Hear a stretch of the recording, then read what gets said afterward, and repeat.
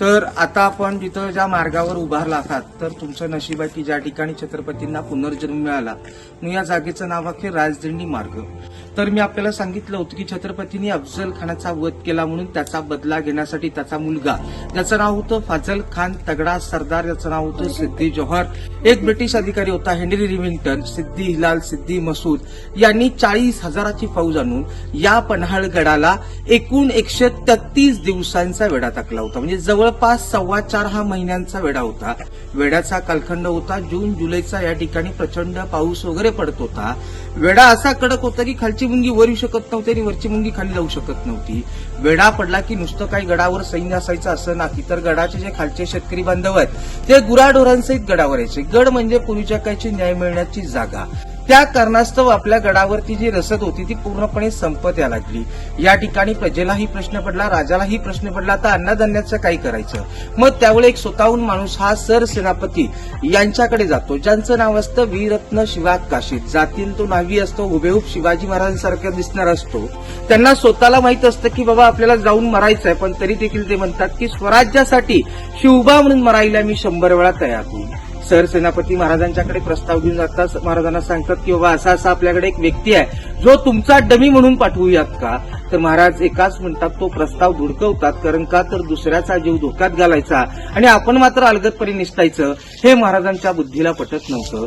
1 आठवडा गेला, 2 आठवडे गेले, 3 आठवडे गेले, 4 आठवडे गेले, 5 आठवडे गेले. या ठिकाणी जो 30-35 भाकर खाणारा होता तो माणूस एक अर्ध्या भाकरीवर आला होता. महाराजांनी जनता दरबार बोलवला. जनता दरबारात सांगितलं की आता आपल्याकडे हा शेवटचाच पर्याय आहे जो माझा डमी म्हणून पाठवावा लागेल. एक मताने प्रजा म्हणाली की प्रजाही वाचली पाहिजे आणि राजाही वाचला पाहिजे. त्यानंतर सिद्धीला पण आतुरता होती. एक ना एक दिवस शिवाजीराजे आपल्याकडे तहाची बोलणी करण्यासाठी येतील. गडावर वकील होते गंगाधर पंत. पंतांना सांगण्यात आलं की एक फरमान काढा आणि त्या फरमानात असा उल्लेख करा की आता आम्ही शरण येतोय, तुमचे काही किल्ले वगैरे असतील ते सगळे परत करू आणि आम्ही आदिलशाहीमध्ये मर्ज होऊ. महाराज गुप्तचर यंत्रणेचे प्रमुख ज्यांचं नाव असतं बहिर्जी नाईक त्यांना पाचारण करतात. बहिर्जींना विचारतात की आपण पन्हाळगडातून कोणत्या जवळच्या गडाकडे जाऊ शकतो. तर ते म्हणतात की महादेव नावाचा धनगर आहे ज्याने बरेच वेळा हा प्रवास केला, तर महाराज आपण पन्हाळगड ते विशालगड असं आपण विशालगडला निघून जाऊ. महाराज पुन्हा आजारी पडण्याचं नाटक करतात. महाराजांना तारीख त्यांच्या मनासारखी तारीख हवी असते. ती तारीख असते 12 जुलै, वार असतो गुरुवार आणि त्याच रात्री असते अमावस्या. कारण काळूसाचं प्लॅनिंग असतं. आपल्याकडे 12 जुलैला आपण ज्या खलबतखान्यामध्ये जाणार आहोत त्या खलबतखान्यामध्ये 2 पालख्या तयार होतात. एक स्वतःची आणि एक शिवाब काशिदांची पालखी. शिवाब काशिदांची पालखी पूर्ण गडावरनं फिरवतात. सिद्धीला एक अंदाज देतात की शेवटचा गड पाहून शिवाजीराजे हे आपल्या भेटीसाठी येत आहेत. आता आपल्याकडे 4 खिंडी होत्या. एक माने खिंड, एक वारणा खिंड, एक मसूदमाले आणि एक बोरुडी खिंड. 4ही खिंडीमध्ये 4 सरदार बसले होते.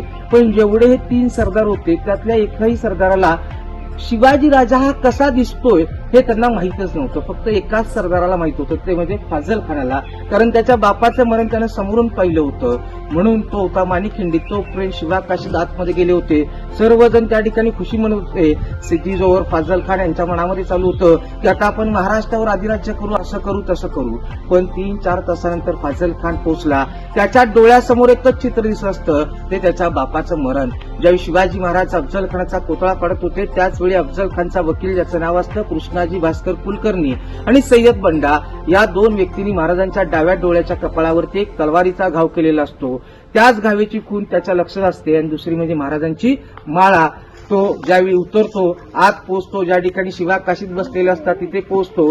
पण त्या ठिकाणी पहिला तो नजर टाकतो त्यांच्या गळ्यामध्ये. नंतर ना म्हणतो अजून आपल्याला कन्फर्मेशन करावं लागेल म्हणून तलवारीने त्यांचा जो जिरटोप असतो तो उडवतो आणि ती खून पाहतो. तर ती खून नसते. तो संतापतो. त्याच ठिकाणी शिवा काशीदांना मारण्यात येतं. नंतर ही जी चौकी फोडलेली असते ही चौकी फोडलेली 9 किलोमीटरचा प्रवास करून छावणीमध्ये बातमी जाते आणि मग त्यांना कळतं की शिवाजीराजे आपल्याला चकमा देऊन हे विशालगडाच्या मार्गाने जात आहेत. या ठिकाणी धो पाऊस पडत असतो. गुडघाभर चिखल, त्यात जळूंचा त्रास. पालखी वाहणारे होते ते नदीवर गोडे मासे पकडणारे भोई समाजाचे होते. अक्षरशः तोंडाला फेस येत होता, पण रयतेच तर राजाला योग्य ठिकाणी पोहोचवायचं याच हिशोबात ते पालखी वाहत होते. जगातले पहिले मॅरेथॉन श्रीमंत छत्रपती शिवाजी महाराज आणि त्यांचे कष्टकरी मावळे 16 तासामध्ये अंतर पूर्ण केलं. महाराज घोडखिंडीमध्ये पोहोचल्यावर त्या ठिकाणी बाजीगाव देशपांडे, फुलाई देशपांडे, संभाजी जाधव, दौलतजी, रायाजी बांधल, राजे आम्हाला मोजके मावळे द्या, बाकी सगळे तुम्ही घेऊन हे विशालगडावर जा. ज्या विशालगडावर पोहोचाल त्याही 5 तोफ्यांची सलामी द्या की तुम्ही गडावर सुखरूप पोहोचलात असं आम्हाला कळेल. अक्षरशः त्या ठिकाणी लढाई चालू होते, दगडांचा मार होतो, रक्ताचे पहाट वाहत असतात. 1 तास, 2 तास, 3 तास, 4 तास.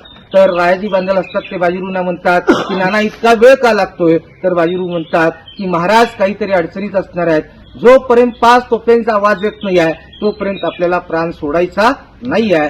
तर जसे ते बाजीरू म्हटले तसंच ते खरं ठरलं. या घोडखिंडीमध्ये पण लढाई चालू.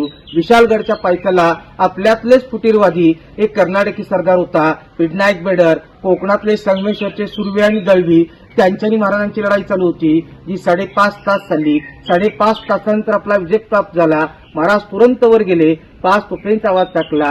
ज्यावेळी बाजींच्या कानी पडला त्यावेळी एकच वाक्य म्हणाले, लाख मेले तरी चालतील पण लाखांचा हा पोशिंदा जगला पाहिजे. ती रक्ताने अमर झाली. म्हणून त्या घोडखिंडीचं नाव रूपांतरित पावनखिंड असं करण्यात आलं. आताही आपल्याकडे लाखोंच्या संख्येनं इथून पन्हाळगड ते पावनखिंड तर पदभ्रमंती चालू होते 12 जुलै नंतर. आणि वर्षाखेरीज फक्त आपल्याकडे उन्हाळ्याचा टाइम सोडला तर बाकी अदरवाईज फॅमिली आपले स्वतः जात नाही.